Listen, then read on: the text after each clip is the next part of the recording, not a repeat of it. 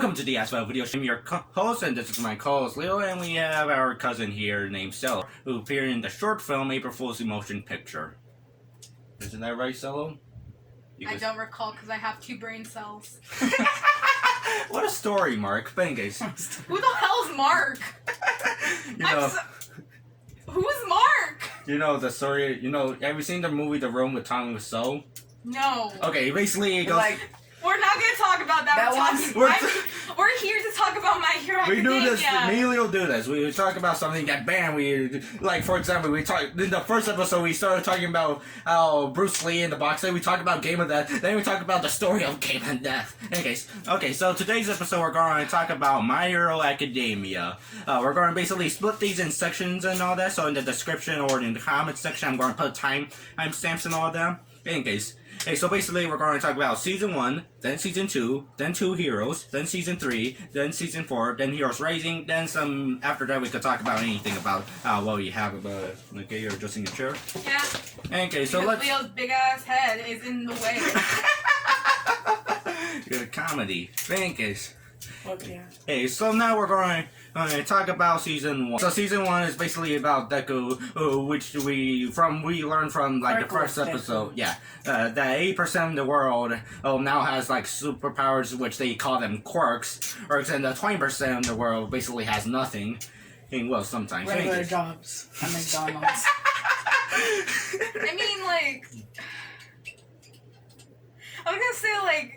At least they could do something with their lives. They're not risking their life. Like they could be cops.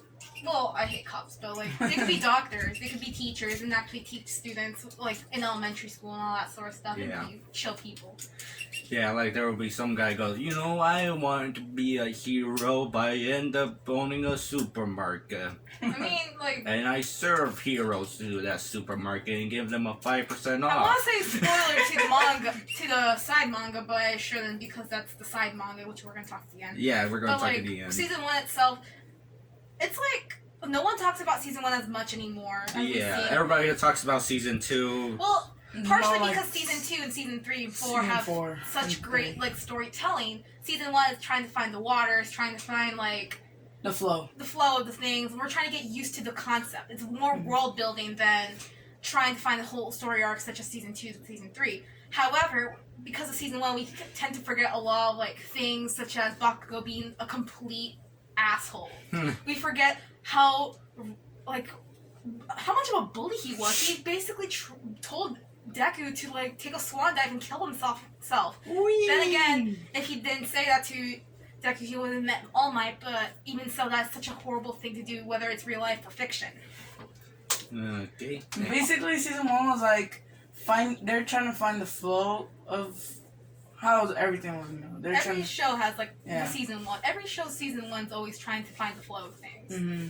And they basically try what's it called try and explain everything as much as possible. Yeah, so of course we have like the infamous 80% of the world it has quirks and the 20% don't have quirks, they're quirkless. So we understand that. And they show how big of a fan Deku is and how he has a whole notebook. Oh, my onesie. That was adorable. We had to do a little onesie, that was so Yeah, I'm gonna pick it up, man. But we do get like incredible fights. We can't just ignore the incredible fight scene between All Might and the Nomu. Yeah, that was awesome. The 300 punch winner. And then we also get perspective like how terrifying it is. Like these are children. They're still like in high school. They're 15, they're 14. And now they had to like fight villains in the USJ. Yeah, with that whole arc, they didn't even expect that. So like, imagine like being in that scenario. Like you're just going on a field trip to train your quirk. Suddenly, people are coming in and they want you dead. Like how terrifying in that retrospect that be. You gotta give it props to like characters like Suyu and Momo who kept their cool the whole time. But like Season 1 may not be the strongest, but you still have to give it props, and we still can't just ignore certain things, which we'll talk about more. Certain aspects of Season 1 that shouldn't have been ignored as we go into the later seasons. Okay. Does that wrap up about Season 1 or yeah. Yeah. Yeah. Season 1's pretty short. Like it only has like 1 DBZ set, so it's like it's I mean, Yeah. Actually, you know, it's funny. They came out with a box set of season 1, like is it like all like bunch of two DVDs? collectibles. Or is it just one DVD? No. Are you actually? Well. I was gonna say, are you actually gonna open that thing up? Yeah. Oh. Okay, so basically, let me just show you. Nah, they could just Google it. Okay, so Wow. so it has like 2 DVDs and all that, and 2 2 Blu-rays, Oh, one including of third the one as main bonus things features. was Deku getting his quirk. Yes, that's the most important thing to take And away. how the entrance, how they The got entrance exams. entrance exams. Yeah. He should have failed considering he basically had like only a month worth of training before he took said I exam. thought it was 10 months. Yeah, he didn't even have training with the Yeah, spark, it was though. 10 months. I forget. I haven't seen season 1 in like a long time. 10 months was basically about just him Well, clean getting up the shredded. beach. Clean up the beach. Yeah, that was yeah. the whole thing. But even so, we have characters like Bakugo, Momo, Iida, who've been training with their quirks since they were 4, so they're Yeah. more mastered and know this. Zuko honestly should have just failed, but because he showed actual courage, instead of like taking down the bot, he tried to save Uraraka instead. Really shows he has the heart of a hero, which is what they want. They're not looking for the most powerful quirk, because if that was the case, then what's his face? Tailboy. Can't remember his name. Oh, Don't worry, there's a Blu-ray bonus feature that has a roll call of all the characters called Meet the Characters. I was gonna Oh just, wait, we don't have a Blu-ray player. I just said what's his name? Yeah, that's the one with the tail. Yes. Monkey Boy. I'm gonna Google this. In the middle of this podcast. What's his name? Shut up. I love it. Monkey boy. I wonder if someone's gonna comments like say like, you know, his name Monkey Boy. His name is this guy. I know my cousin's going to go. No, this isn't his name and all that. Okay. Small Goku. Ojiro, isn't it? It's Ojiro. Yeah. Ojiro, yeah. If it was the case that they're looking for the strongest quirks only, then he should not have been accepted along with Mineta, along with Hagakure. Okay, how did Moneta get through the entrance exam? I mean, they never said. They never said, but Mineta is, in terms of his quirk, can work. We saw that between his. We'll talk about his fight with Midnight later on, but.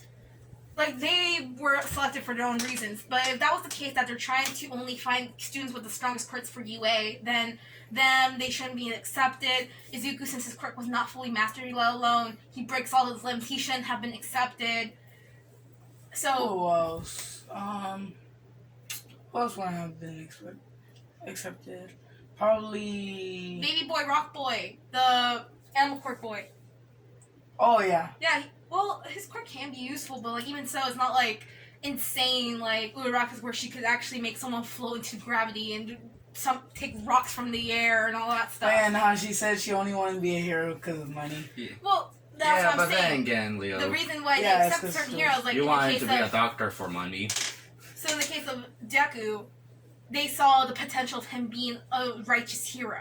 Which is why that's why he actually got accepted, because he risked his life to save someone else, not to destroy the bots. Like Bakugo, who's just like, Explode them. Actually, you know what's funny? Okay, you know the training montage where Deko's like training or is like, training his body and all that. All I'm thinking is like, you know, this scene should fit well with the song "You're the Best Around" from the Karate Kid. Actually, there's a AMV of that, but the problem is that it's in 4:3 aspect ratio. we should probably move on now to like season 2, because that's where like the more meat of the whole reason why people got into the series comes from. Yeah. Alright. Okay, let's move on to season 2. So in season 2, we have the sports festival where basically everybody has to like go into the sports festival and all that. And That was a most lit festival. Yeah, the animation actually is very well done with that from season 1 to that one. And I noticed that the animation throughout the series, like even though it looks similar, particularly the style and all that, it keeps on improving with the fight scenes and all that. Like go pow pow. Oh, what goes there? But in case, so That is like the worst recreation of the fight. But in case, so season 2 and its fight scenes are really well done. I did really like it. That Leo, did you like it as well? Yeah, I liked it. They're sick. All of them were sick. The what's it called? The festival is probably the most live thing. Yeah. No, I have to disagree, because the best fight that came out of season 2 was in the whole Hero Killer arc, aka Stain arc, which is the alley scene. There's like a huge video about it. You can link it down in the description. That'll be great. But the point of just to give a rundown why that battle's so great is that it has huge symbolism. So the fact that the fight is in an alleyway shows like it's a representation of Iida's mentality. Because the only reason at this point why he's a hero and trying to hunt down Stain is not because he wants to save other heroes from being killed. No, he's doing it out of vengeance. He's doing it out of spite, which is why Stain, after seeing this sort of mentality come from Iida, he's just like, I'm gonna kill you because you're not a true hero. You're not what All Might is. All Might is a man versus morality. He is the ideal because he's doing this for the people, not for himself. He's not a hero because he wants money. He's not a hero because he is doing it out of greed and pride. Unlike other heroes who are like Endeavor and all that sort of stuff. And so Iida is falling to that same gross mentality that Stain's not like. So that's why he decided to deem Iida as to be killed, because he's not a hero out of his own free will and wanting to help others. Mm-hmm. Which is why it's in the alleyway, because that's how block Iida's mentality. So when Iida does the finishing blow, when he goes up and hits Stain, that shows that he's seen the light, that he's going and he's seen more out of his narrow views. The reason why he doesn't attack Deku is because he deemed Deku as a true hero. He's trying to save others. He's not doing it out of greed, so that's why he never intentionally tried to kill him when he got paralyzed. He just left him there because he says that's a true hero. That's not like Iida over there who showed that he's not a hero in Stain's eyes. Mm. Not to mention the choreography, perfection. That is one of the most chilling fights ever. Yeah, I remember what I was saying. Yo, like, that fight was beautiful. And, like, if we're going to talk about Season 3 now will be a perfect time, because this will go into, like, an issue I have with Season 3. Oh, okay. But Season 2, one of my favorite fighting is basically Deku versus Todoroki. It's like, pa, pa, pa, like all that. I really like the Stain versus Deku and That's what I was talking about earlier, the whole alley fight scene with the trio versus Stain. The festival was really good. It was probably the festival at first, when it first came out, people thought like that was the best. But once the Stain versus Iida came, that was the fantastic. whole season itself is extremely strong. It has really good fight scenes. Its comedy was really top notch, and it does take itself seriously when it came to the Heroes Killer arc. And there was character development too. Mm-hmm. Oh yeah, and character progression. Mm-hmm. We had amazing character development, like with. Mm-hmm. We had to talk about the girls. We're talking about Momo and Uraraka in particular. We see Uraraka. We already find out that she's doing this out of money. But even then, she is such a skilled fighter. We see this every day, and especially in the Bakugo versus Uraraka fight. Even though she didn't win, she showed that she is tactical. She is very smart. And she can hold her own against someone who's considered like one of the strongest like heroes in training, which is Bakugo himself. And then with Momo, there's a clock up there. Oh. Like, I'm disappointed that these girls didn't win. I'm disappointed in that sense. I'm not saying this, like, out of feminism and all that stuff. I'm talking about, like, in terms of character. But it works in their character because they could develop from there. They could become even stronger. Maybe one day we'll see, like, if you're just watching the season for the first time, maybe one day you'll think, maybe Uraraka will actually beat Bakugo. Because we see that. She has that potential. We see that in Momo. We see Suyu being tactical. Then in terms of the main lead characters, like Todoroki, we start seeing, of course, we're not gonna talk. How can we not talk about the infamous? It's your quirk, not his. Yeah. Because we all know he has daddy issues with Endeavor, because Endeavor is one of the worst fathers out there. Mm-hmm. So we see the reason out of spite he won't use his fire. He won't use his. Oh God, I forgot. His left side. Mm-hmm. Oh wait, yeah, his left. Yeah. No, left side. It's his left side. Oh yeah. It's his left side. Oh, it's left side. Yeah, because he has a scar on the left. Mm-hmm. In case. Yeah. Oh. Someone Google it. It's his left side. It's its left side. Hey. Where is he?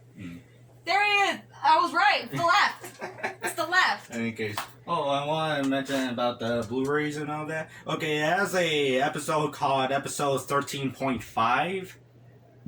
Oh, isn't that where they like basically go over all the stuff that happened in that part. Yeah, like basically, like I think I consider it as a bonus episode. Like basically, the only purpose of episode 13.5 is that if you're unable or don't have the time to watch season 1, that's the thing. But like what I'm referring to is like we see the huge development. Of course, like I mentioned briefly about Iida starting to see his new ways. We see major development in that main trio, which is like the Deku squad with Iida, Todoroki, and Uraraka, who are like the official Deku squad. So we start seeing like Deku these squad. 4 develop a lot more in terms of character. Mm. And so like Bakuro squad, Kirishima, and that's it. no, Kirishima, Mina, then Oh, there's yeah. Denki and Zero. I don't know how to pronounce it. It's S-E-R. Zero? No, Zero. Seru. Sarah? I'm Mexican and American. I don't know. I don't speak Japanese. What a story, I'm sorry. Mark. Who the hell is Mark? You know the guy who was. The meme about the hello Mark. We don't even know a Mark here, Brian. Okay, do you want me to explain it? No. No, you're gonna take like 10 minutes doing that, and I don't. No, it's like 2 minutes. No. Okay, don't worry. The comment section will explain it for you. Okay. Like I'm gonna look at this video later. I'm gonna forget this ever happened. Like you like text me tomorrow. Like what do you think about the podcast? I'll be like, what podcast? I wasn't part of it. It's not a podcast. It's a talk show. Podcast. This is It's a talk podcast. show. A talk show is if we're in a fancy little place and we're doing an interview. This is a Hey, Tom podcast. Green did it in his living room.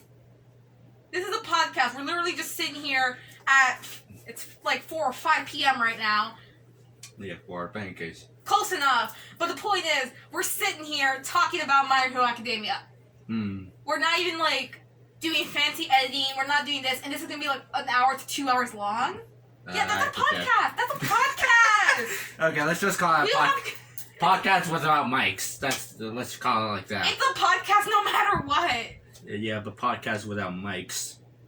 It's a podcast. Okay, fine. In any case. It's a pod. Okay, anything else to say is about season 2? What else? Todoroki got well from his costume because his first season Oh, 1 yeah. costume was horrendous. Yeah. Horrendous. We all forget. When we look back at the concept art, we look at like old merch, we forget how ugly that was. You'll see that. Yeah, like half ice and all that. No, and then he like covered his whole red hair with a whole ice and had like a red dot. That was horrendous. Like I'm so happy he got the jumpsuit. I'm so happy. Wait, but didn't what was camping arc? That's season 3. Oh, okay. I was gonna talk Okay. about that. Like, Yeah, let's move on then. All right. Okay, let's move on to 2 heroes. Ah, Okay, let me just show up to camera. Yeah. I There we can't go. see anymore. In Your case. hands are so big. Jesus Christ. Okay. Stop laughing like a hyena. I'm gonna punch you, honestly. Alright, 2 heroes. Okay, so 2 heroes. The one thing I want to bring up is that Godzilla, for some reason, makes an appearance. Like, Deku goes like, Of course you're gonna mention that. Of course you're gonna mention that. yes, I'm not surprised you mentioned that. and like the one of them go, wow, Squirk is so cool and all that. That's not even the most important part to take away from this movie. Yeah. Godzilla being in the movie was not the most important thing. In any case, but I was like thinking, does Anguirus is like all the other Godzilla monsters are in there, like Anguirus, Jet Jaguar. What if Jet Jaguar was a hero? That would be funny. And one part didn't he mention Godzilla? It was just like a cameo. Oh. He's spending like the actual time Okay, on okay. a stupid cameo.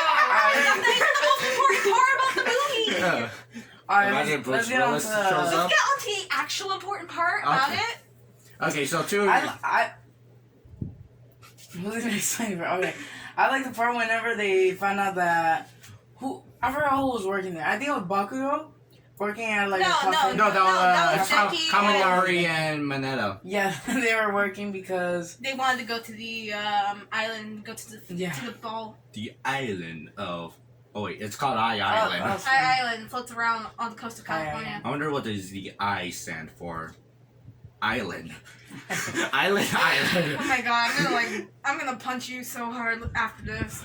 Okay, but in case. Or on screen if I'm that done with you. Okay. But like the whole point I'd like to take away from this is that we get more of a backstory for All Might with his relationship with David Shield. Yeah. which is honestly like we need to get more. Like this movie itself and parts of season 2 and later on season 3 really give us like a eye opener of who All Might was prior to becoming the symbol of hope. And like with that opening scene of young All Might fighting down in California, that was really good. And we got to see like how strong he was. The only part I am disappointed is that like we never see Deku use that like enhancer ever again. That gauntlet. I mean, he did destroy one of them. Yeah. But he had another one, but he never uses it. Yeah. Maybe it'll come back later on in the series, but like it's disappointing itself that we never like. At least Melissa can make another one, or her bot. Well, he's in recovery, but the point is like it's kind of disappointing you never see him use it ever again. But then again, if he had it, it'd be a little OP considering this takes place right after season 2. Yeah. In the timeline. So it's like if Deku had that crazy hand grip for like the next arcs, then that would be insane. Mm-hmm. Yeah, because it uses 30%. But then again, the movie was not in the manga ever, so it was just like they had to make some sort of content to fill in. Yeah. Which it did give us like an eye opener of who All Might was prior, but then again, it never gave us that Deku ever again. Also, the whole arc in general, like that is like that was insane with the villain and all that, and also All Might and Deku teaming up. That's the one thing we've always wanted to see in the show, see them both take on a villain, which we get to see, but we'll never see that again because season 3. Which is a perfect segue for season 3. Yeah, but also I want to mention is that when you're let's say when you're making a show, then when you're making a film on that, you're making the film while you're making the season. Like I'm seeing that they were making the 2 heroes while they were making season 3 and all that. So they had Well, because like they never anticipated yet for the show to become that popular and mainstream. That's why they got a movie. It's just like what happened with Pokemon, where we had. It becomes so popular that like right 1 year after they're like, let's get a movie done. Yeah. And I think that is the only canon movie, the first movie for Pokemon. But that's the sidetrack part. That's like a comparison to like why we got the movie halfway through season 3. Mm-hmm. Yeah. Yeah, so with the film, it has to be like self-contained in its story. In other words, it kind of like you cannot like just do this, or else it's gonna like ruin the canon and create several problems. That's why it's like considered like part of it's non-canon. Yeah, but or it can't do like this, or else like you get what I'm saying here. So the Gauntlet thing, part of it was mainly destroyed because they can't bring it back to season 3. Actually, it's funny with 2 heroes. I like wrote down like what would happen. Like let's see, get rid of this, get rid of that. There we go. We don't have to deal with the next season. Alright, I think we should move on to season 3 now. Which is what I was excited to talk about because you were telling me you should talk about it. I'm like, alright, season 3. So like let's say you just watch season 1, season 2, maybe not the movie, but like right after trails. So by this point, you're crazy hyped because season 2 honestly kicked it up to hype year. We got the 2 most important arcs that got people invested into the show, which is of course the sports festival and the hero killer arc, which was staying. So going to season 3, we got like 3 big arcs. Well, technically 2, but like the first arc literally takes up like 2/3 of the entire season, which is training camp / All Might versus All for One. Yeah. And this whole arc in itself gets dark real quick. Bang. Like I mean, ending of season 2 was dark with the whole concept of morality, because season 2 we ended off with the idea. What does it really mean to be a hero? Because Hero Killer Stain was a guy who had good intentions at heart. He wants people to become a hero for a noble reason, not because they want to breed the most powerful child like Endeavor, or for money, or for the ladies like Mineta. So we start getting like this idea of morality. We start thinking about what it really means to be a hero. Are all people who are villains, who we consider villains, actual bad people? Or are all heroes noble, kind souls like All Might? No. There's a lot of gray area. So when so we already have these like ideas manifesting in our brains. So when we go into season 3, we get like hit with the whole concept of it. Like it's sprinkled in with them abducting Bakugo. Because out of every hero there, out of everyone, in terms of like morality and corruption, Bakugo's the closest one to becoming a villain in retrospect. He's the closest one. We see him like being abusive, being horrible, being scummy, and then like of course sports festival saying that he's better than everyone. He doesn't see himself as equals with his fellow classmates. He really has a corrupt morality because he's been like, for his entire life, he's been praised and has a ginormous ego. So that's why they abduct him, also because of his powerful quirk. So when the huge fight happens later on into the season with the whole All Might versus All for One, we're getting like a lot of topics like what will happen after the symbol of peace is gone. What won't be peace anymore? What is that symbol now? Because now that torch is being handed over to Endeavor, because who else is as powerful as All Might? Was, well, the second greatest hero, Endeavor. So now the morality is changing. We're no longer gaining this noble soul. We're now gaining this corrupt man who abused his family. All while people are starting to praise Stain because his morality is similar to, well, not really morality because he killed heroes, but his ideas are similar to what All Might thinks. And when his what's it called? When he died, someone released a video. Wait, is it later on in the series where? No, it's that season 3 where someone releases a video and all that. But then it gets like popular. They leaked the video of this fight. Well, not the fight between him and like Iida and the Deku squad, but it's the fight where they're seeing the whole chaos happening in the city, where they're facing off with him, and he just stands there saying that he'll only fight and get killed at the hands of the greatest hero, All Might. Because All Might is that untouchable symbol who united everyone. So now that we no longer have that symbol in the most tear-jerking scene, like you cried, I cried. Not really. Coward. Coward! Well, you never cared for All Might, you're not Stan. Get out of here. Usually I laugh at people who get hit by cars, so that's a thing. You're a psycho, get out of here. You get no rights. No human rights anymore. In any case, okay. But the point is, like, with such an intense fight, we get, like, this whole morality coming into question. And especially as we go into, like, I'm not going to spoil the manga, but, like, we start seeing this whole concept. So, like, Season 2 and Season 3 start implementing these ideas of what does it mean to be a hero and a villain. Because now they're seeing this giant gray spectrum of morality, because no one is pure.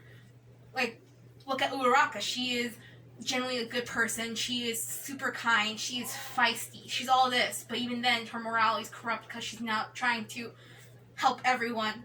Her morality, she's not going out to help everyone because she wants to help people. She's going out for money because she wants to help her parents. Sure, yeah.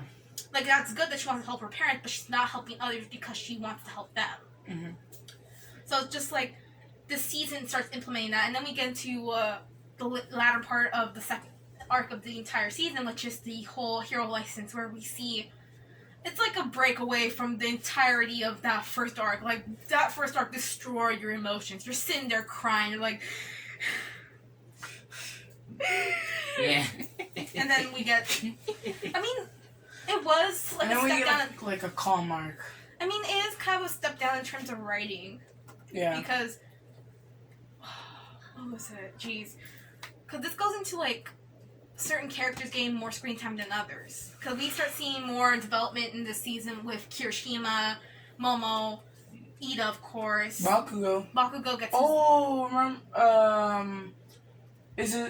are there fight, later in the season? You mean Deku versus Bakugo? Yeah, it's in season 3 when they get to the UA dorms and all that. This is shortly after, the dorm... They move into the dorm, so right after the whole entire first arc, then we go into the license arc. Well, when they fight right after the license arc, because then they get into trouble and they have to clean the house. But like, house arrest. House arrest. Yeah, it's basically house arrest. In any case. But like this, we have to start seeing like some writing to topple over, which is my biggest problem with season 3 and later on season 4, because we start seeing certain characters not getting as much screen time, or they're reserved for like one specific thing. Like I mentioned, Uraraka, fantastic character, but as we get into season 3 and especially season 4, she's now just reserved to just having a crush on Izuku. No longer that confident, strong, like, that girl could drop kick you in seconds. And this confident person. And didn't she train in martial arts with She trained with Gunhead.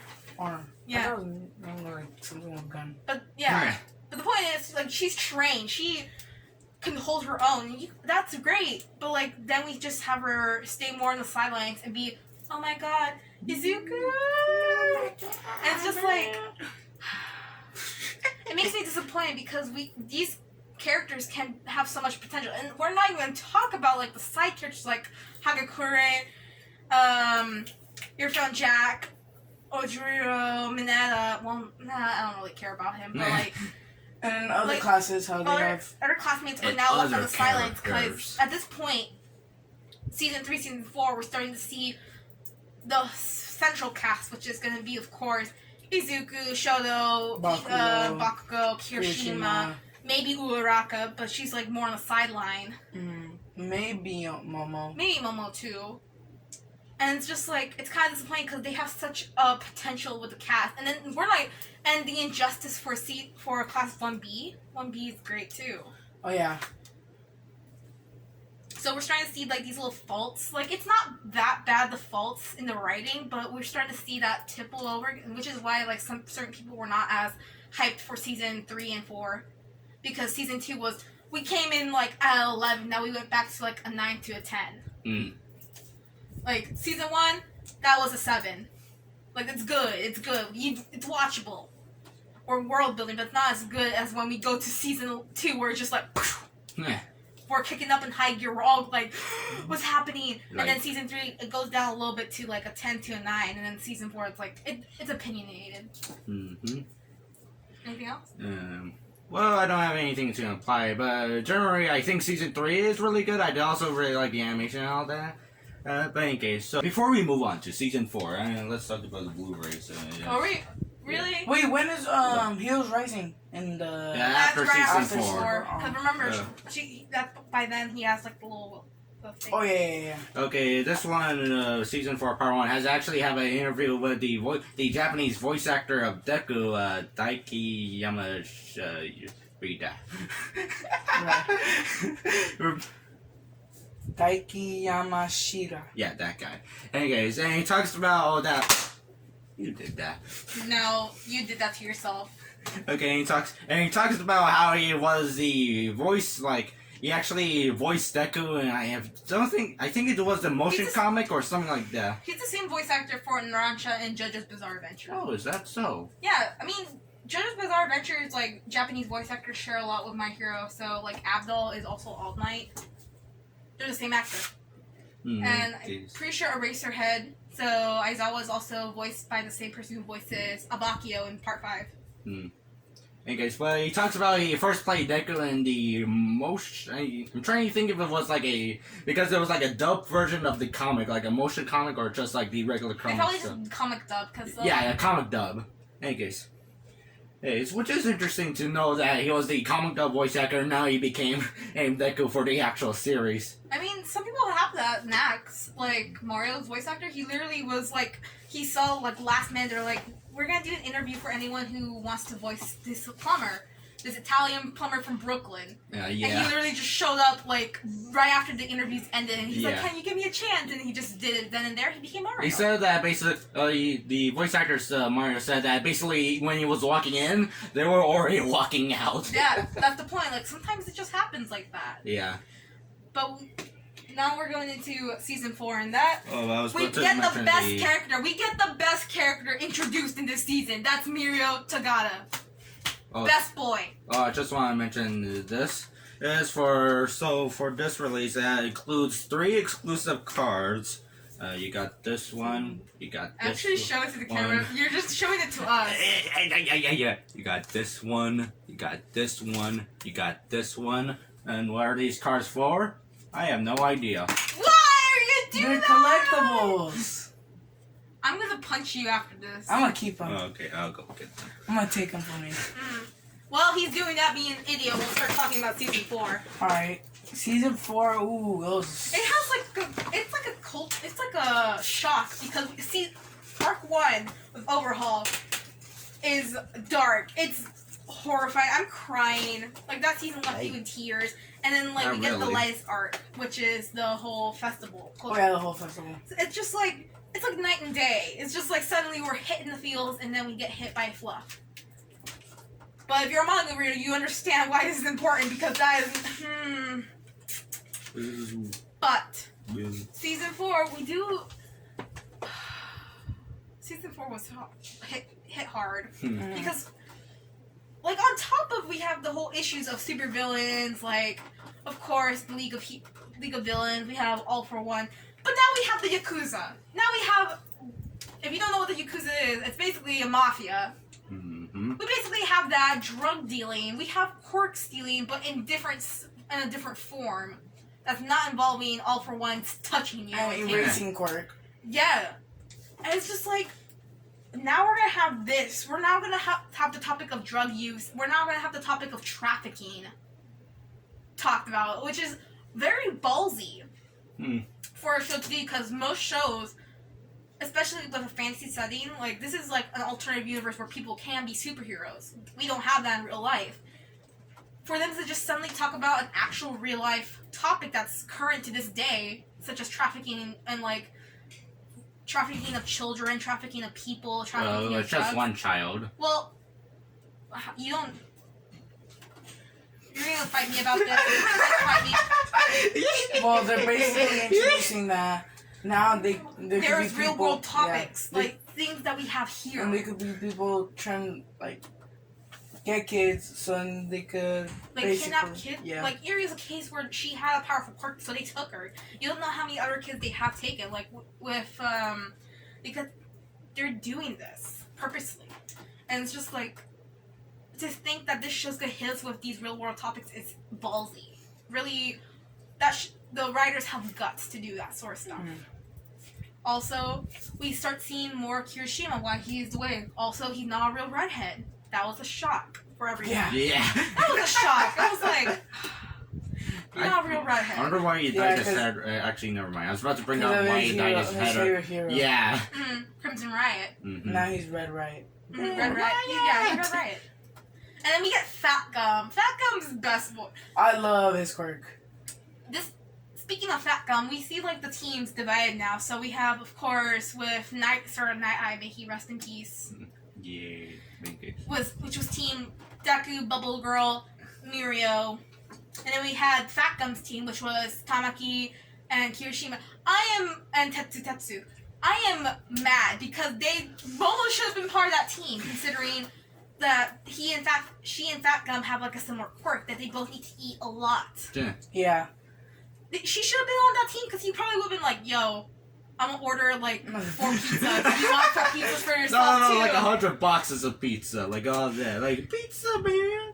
Like, get the pepperoni. Because like Momo has to eat a lot. We saw that in the training arc in the training camp where she and Satsuko, who is Sugar Rush, they had to eat like constantly just so they could see how long they could last their quirk.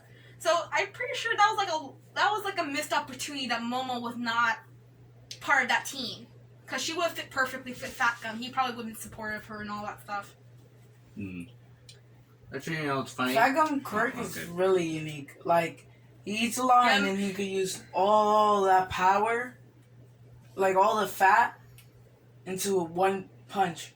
And we saw how this guy, how the villain, he had a barrier. Yeah. Strong barrier. And he just destroyed it. Because Kirishima was there to back him up. That was amazing. Yeah. It was getting destroyed though. Yep. Oh, and they unlocked Kirishima's new power. Unbreakable. Unbreakable. That was sick. Can we talk about Mirio? Yeah. I love him so much. I was about to talk about Fat Gum. It's because, you know, it's funny. So I was watching the season on Crunchyroll when it started, like, coming out and all that. And when Fat Gum basically turned skinny after, like, fighting the villains. He's not skinny. That man's swole. Okay. I mean, he could just drop kick me and I will say thank you. Okay, so I read the comment, like, Fat Gum is probably have to eat over 100 boxes of pizza in order to get back. Well, that's, like, we see him, like, in certain credits that he is, like, as a teenager, he was, like, fit. Well, not thin, but like, he was, like, fit. Yeah. But he has to eat constantly, so I'm just, like, saying, that's why I'm saying, Momo not being on his team with Kirishima, Tetsu, and Tamaki, missed opportunity. Oh, yeah, we haven't talked about Tamaki and his power. His power is really sick. His whole fight scene with the 3 villains was really good in terms of character development because he depends on everyone else. He's like depression. Well, not depression, like, he's anxious, he's shy, he depends on Mirio and Fat Gum. He looks at so the when wall. he finally actually does a fight on his own, struggles, and then outsmarts it all on his own, was really smart because he could do his own thing now. He could fight on his own, which is something he struggled with. Self-confidence and he had so much self-doubt and worry in himself. I love his power though, but if you think about it, the power is kind of whack because you have to You need to eat specific food. Yeah, imagine having allergies to specific food. That's why you can't have his quirk. Okay, but you can't be allergic to that, like anything. But his power is really unique. Like before he fought, he ate what's it called, a swordfish. He ate octopus and calamari and all that stuff, and birds. And halfway through the fight, didn't he eat He ate the crystal. The crystal. Because it's organic. Mm-hmm. So long as the thing that he eats is organic, he can manifest it again. So that his quirk manifests. He could turn into a tree. He'd have to eat wood. I don't think that's tasty. But then again, a smoothie. No. Have you even do you want splinters on your tongue? Tree smoothie. That's Kami Woods' quirk. Freaking. Oh yeah.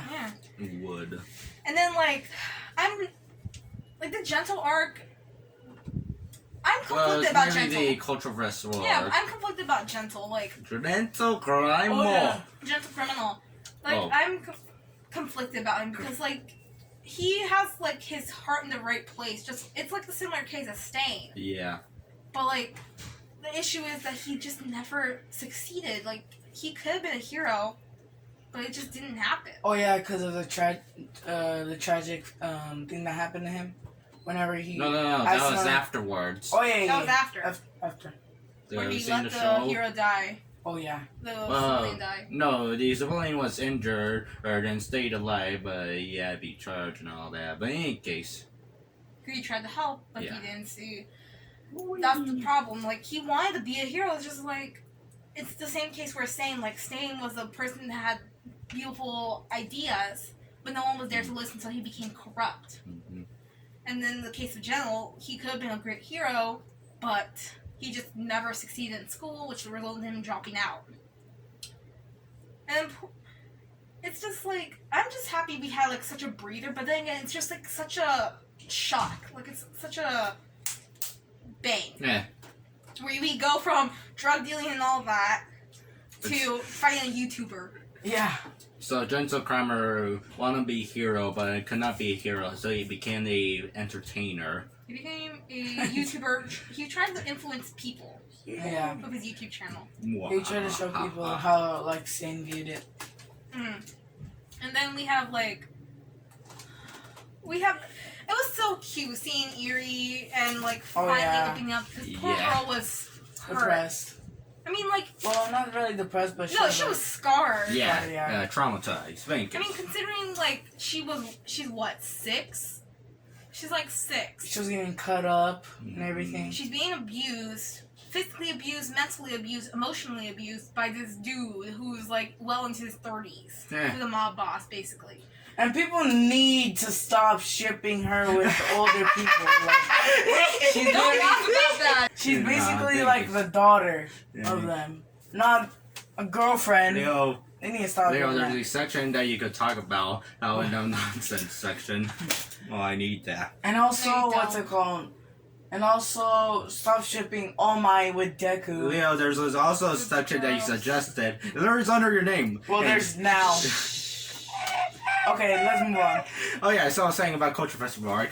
Alright, but so in the Culture Festival arc, one of the main key points is that It's Jiro. Earphone Jack finally gets some attention. I love her so much. And Bakugo knows how to drum.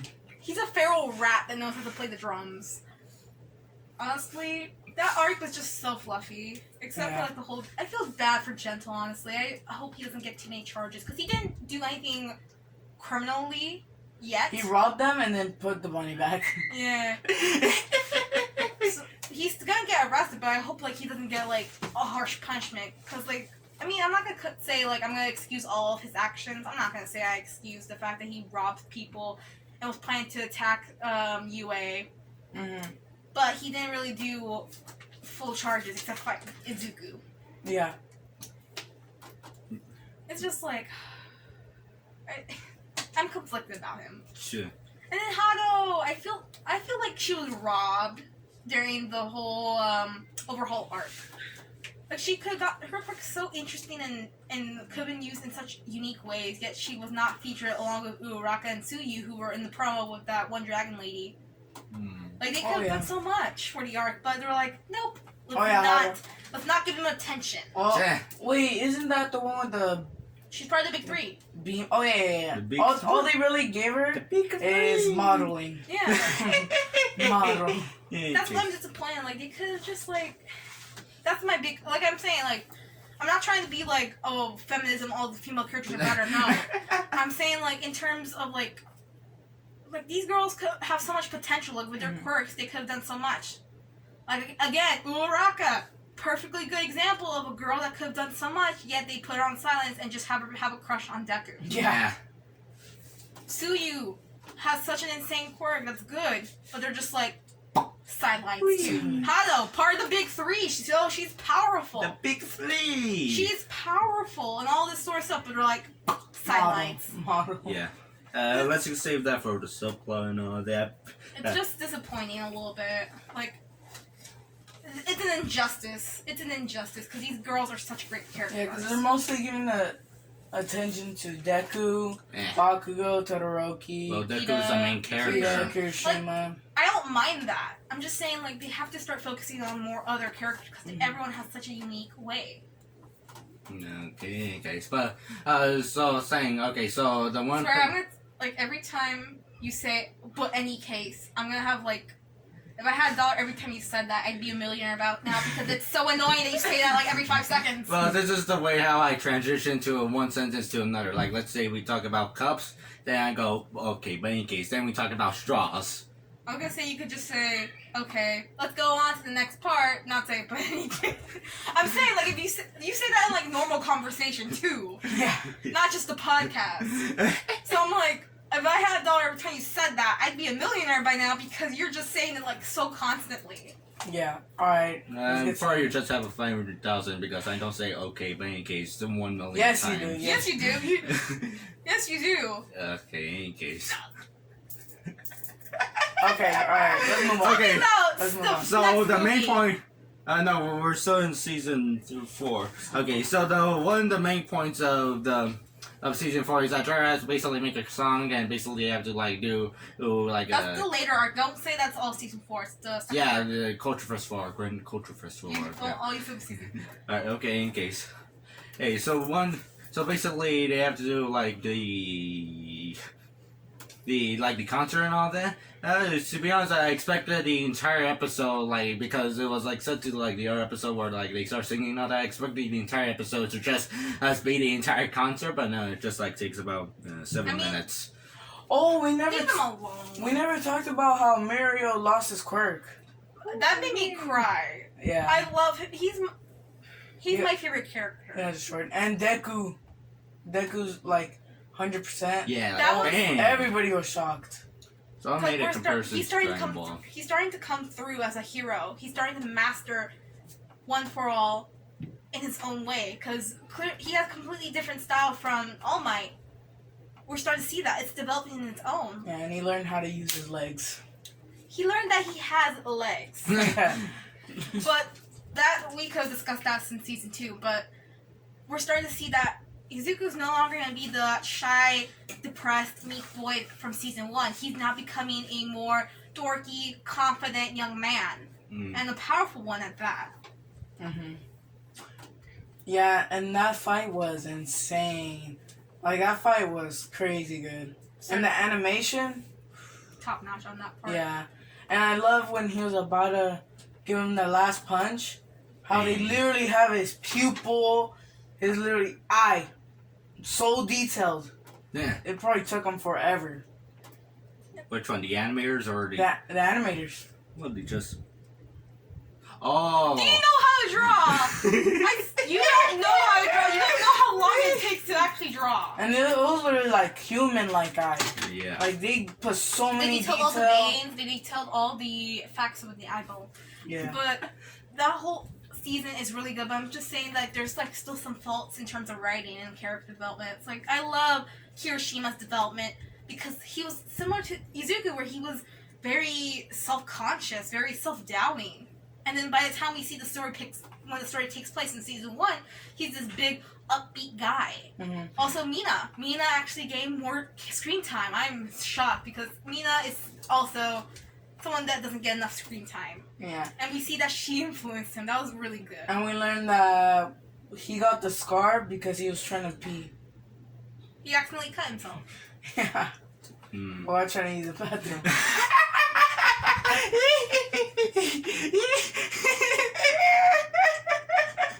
Okay, I stare at you it was until not you that shut funny. It was not that funny. Okay. Alright, let's move on. I want to look at this footage again, and I want to see your face's reaction. Okay. I'm gonna personally kick you. Okay, any case. Can we actually talk? You just said it again. Okay, but any case. Alright, let's That's move on. $4 already. Okay, so now let's talk about Heroes Rising. That movie was pretty good. As you see, Oh, I have really the good. mini poster here that showed off in episode 1 here. The reason, There was an episode 1? no, episode 1 of the Acevedo video show. That's what I'm talking about. Yeah, there was episode 1. Episode 2 was recommending anime, which Leo didn't show up. Well, then again, he had to go to Mexico here and there. Because we actually can survive in Mexico. You can't. So, any case. Yeah, I like this toaster. You're not even discussing Alright. the movie. The movie's pretty good. Yeah. It showed Okay, all... so let me explain the plot. And, actually, yeah, never mind. Alright, they go. What I want to say. The movie was pretty good. It showed how everybody could be useful. Yeah, How like everybody's all useful. of Class 1A. I like, was using happy all about that because Yeah. the first. Also, big problem with the first movie. We only had a small cast. I mean, it's understandable that it's a small cast, but even then, it's only, of course, Izuku, Iida.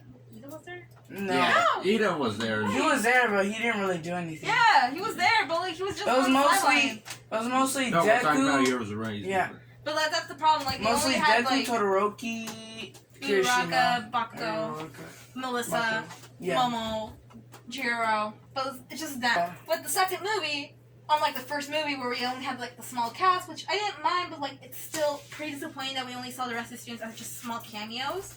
Second movie, we see everyone else actually play a part in the movie. We see Momo pumping out the cannon. We see Sparkly Boy, Best Boy, Sparkle. use his full strength to shoot everything. We see Tokoyami. We see Hagakure. We see everyone do their part. And it's amazing. I'm super conflicted about the ending for the movie because we see Nine, who is basically supposed to be the next All for One. But in this case, Shigaraki wants to be the successor since he was basically groomed to become it since he got taken in.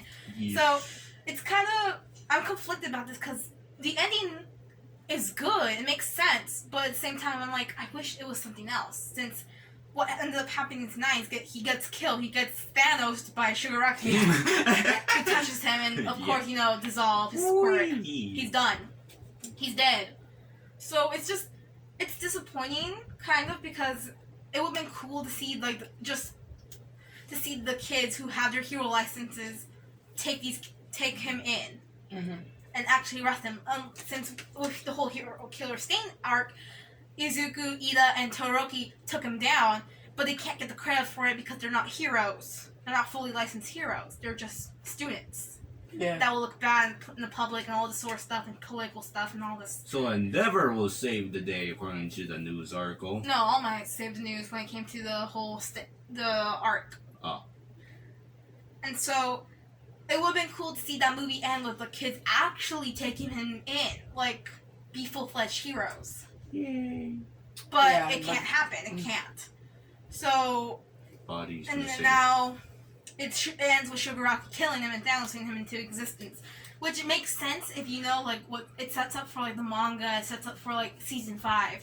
But it is kind of disappointing in that sense because like I don't mind it, I like it, but it's just like I wish the kids actually got that justice, were able to do that and become their step closer to becoming full-fledged heroes. And then we were discussing about the controversies of sharing quirks. Oh yeah, the ending. Okay, so basically, so I said before that the ending sort of makes sense while not making sense at the same time. Do you get me here? Because so Deku and Bakugo, so basically they both shared a quirk one for all in order to defeat 9. It makes sense, but also doesn't because like the whole reason like Izuku was able to get the quirk. This is how like I understood it.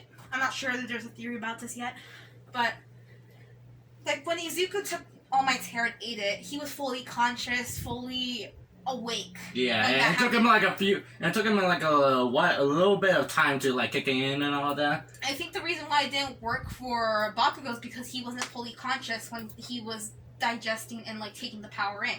He only had it for that moment because he felt unconscious. He didn't get to take the full effect. That's what I think. Why it didn't work because remember Izuku was fully awake. He was fully conscious when he was like digesting it and gained the power. Bakugo had it for a while and then passed out. So he was not fully conscious. So that's why I think the quirk didn't completely transfer to Bakugo. Is that so? That's what I think. We never talked about how Shigaraki took off Overhaul's hands. I like literally just took his hands off basically. I mean, the hands have so much significance. It's wild. Yeah, Leo. Yeah. Any case. Why are you saying that to him? I'm gonna hit you with the head with a bottle. Okay, in case. Also, I want to mention that when I first heard the story idea, like when I saw the trailer, I thought for some reason I thought that the film would have like some similarities to the Akira Kurosawa film Seven Samurai from 1954. Had any of you seen that? I have no idea what that is, so don't talk about it. For some reason, I thought 9 was like the younger version of All for One. I don't know why. I just thought. I mean, he does kind of look like it with like the vials coming out of him. Kind of look like. I thought it was like All for One. For like a hot second. Yeah. They broke him out. Yeah. Dude, when we watched that movie, we snuck in all that food.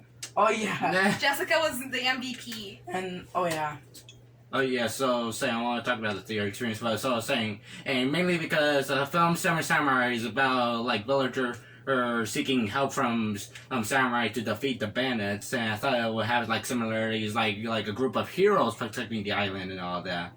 But then again, the similarities from there basically ends, and so I was like, well, okay, in any case.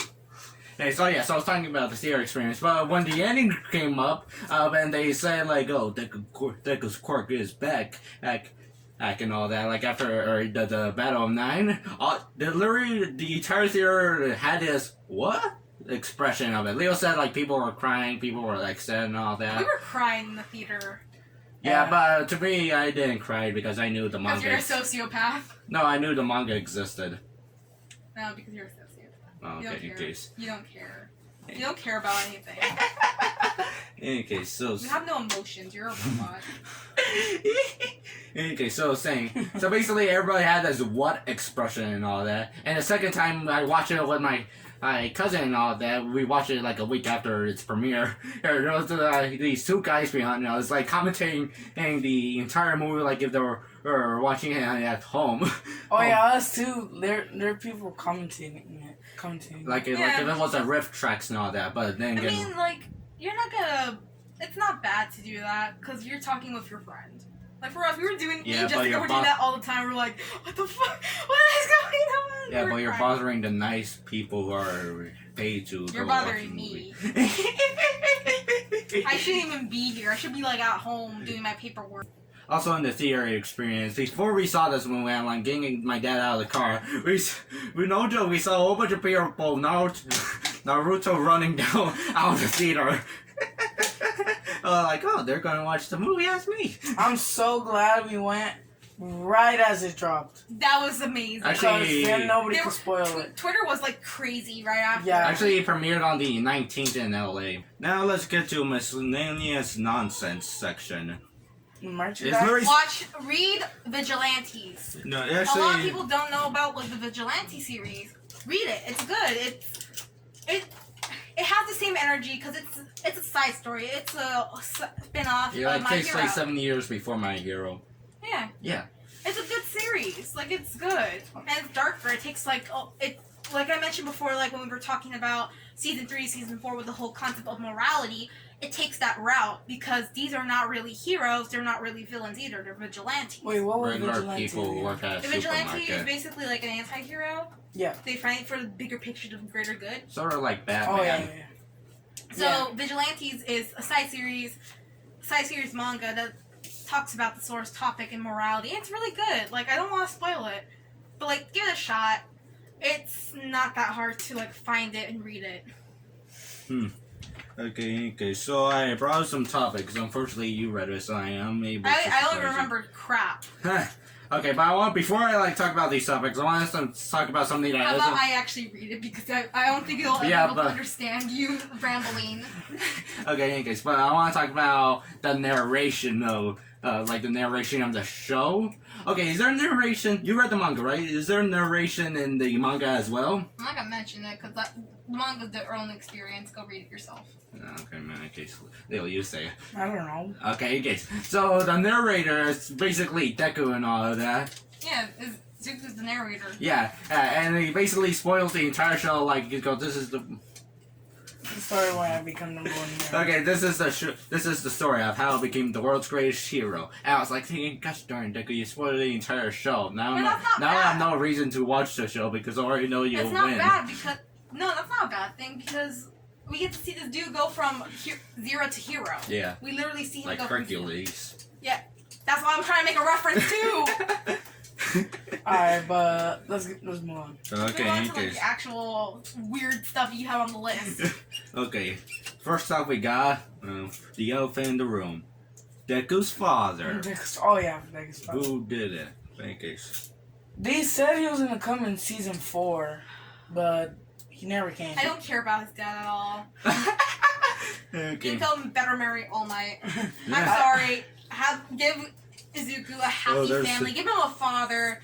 All Might's basically his second Oh, there's dad. there's a section for that. I thought his father was gonna be in the Heroes Rising because Yeah, because according in the Japanese trailer, the kid referred Deku as Big Brother Deku.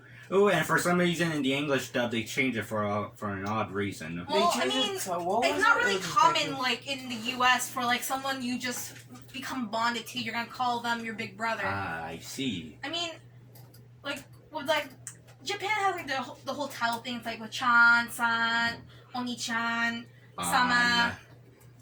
We're talking about the titles, like they say right after your name. Mm-hmm. So it's like it's more common for them to like start calling, like saying Oni-chan and all that sort of stuff. Mm-hmm. But like in the U.S., we don't do that. It's like some random 5-year-old's gonna start calling Leo over here Big Brother that he just like met. Big Brother Dave. It's not really common here in the U.S. So it's like when this thing gets it's like it's a whole more like dubbing thing. Yeah. It's a culture thing. Actually, we can talk about that in the English dub section. Why are Thank you? you.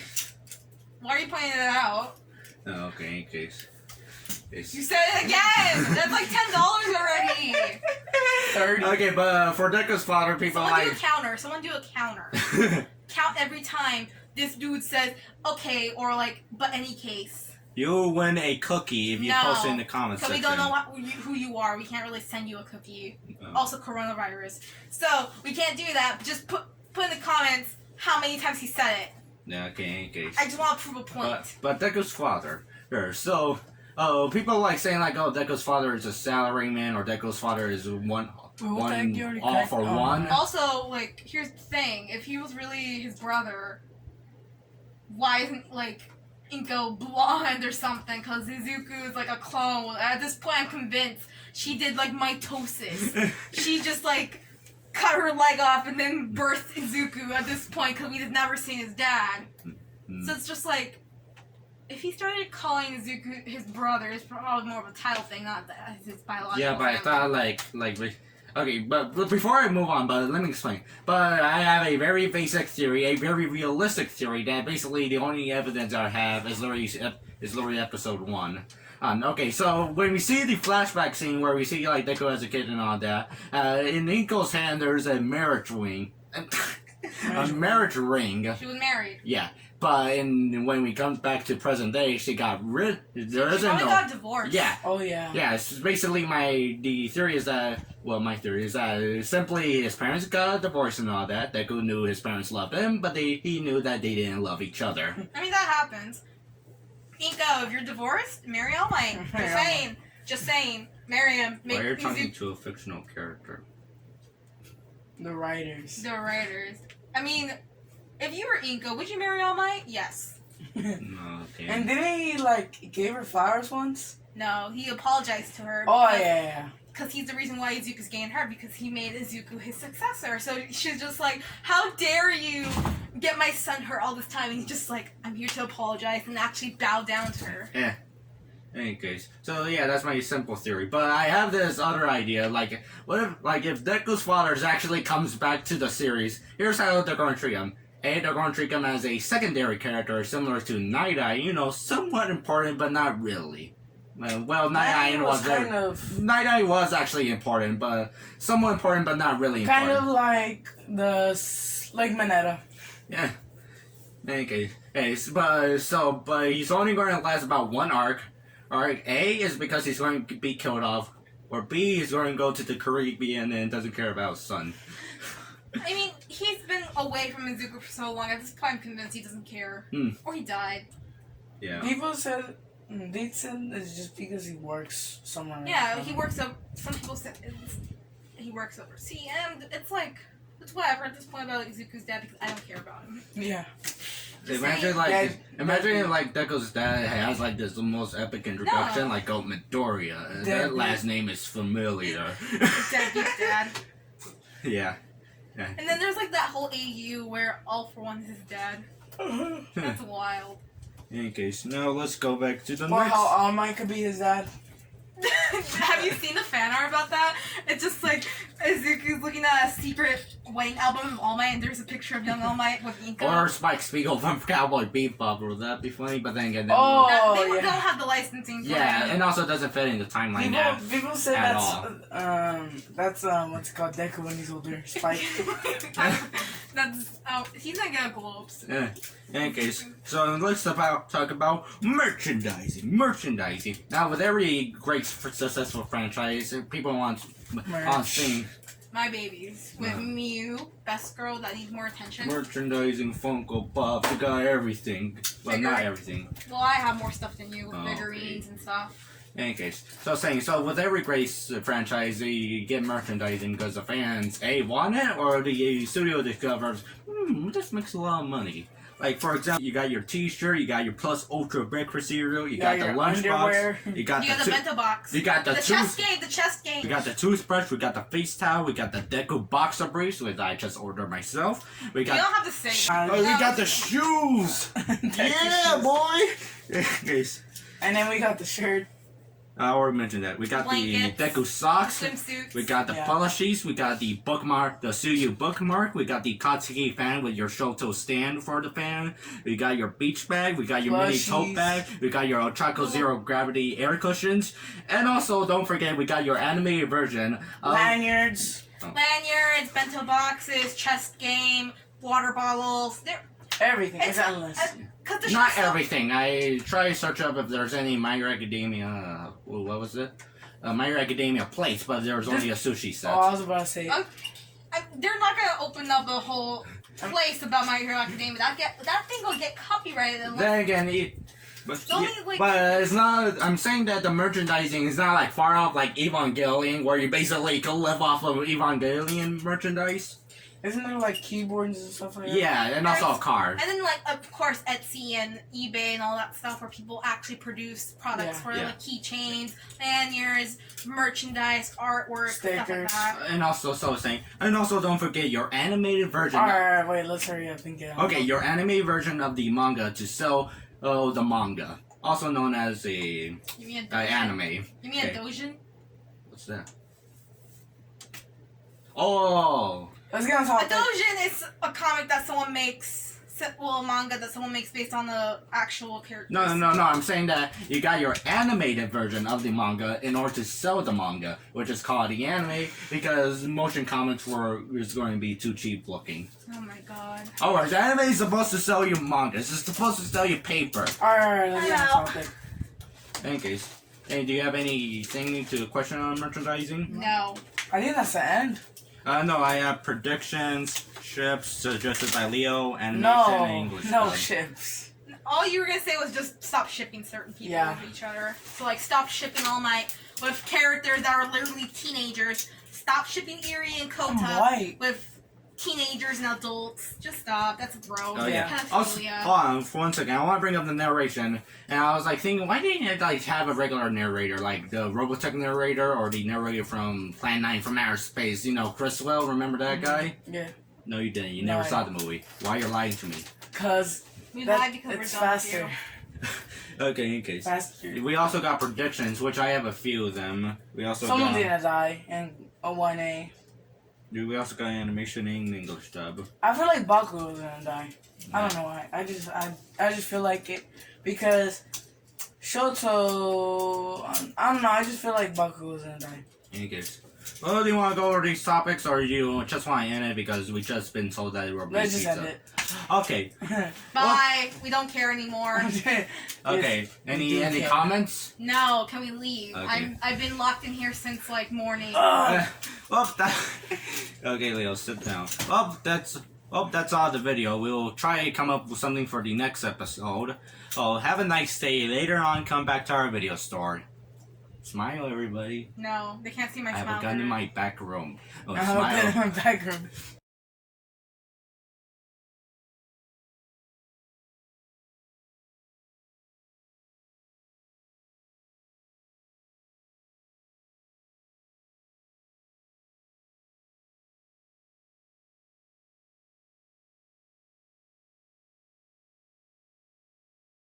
Okay, let me do it again. Like, it goes Don't like... try it. You're gonna masturbate. Don't. Or we'll, during my editor, which is myself, could fix this. Yeah, I go, foul.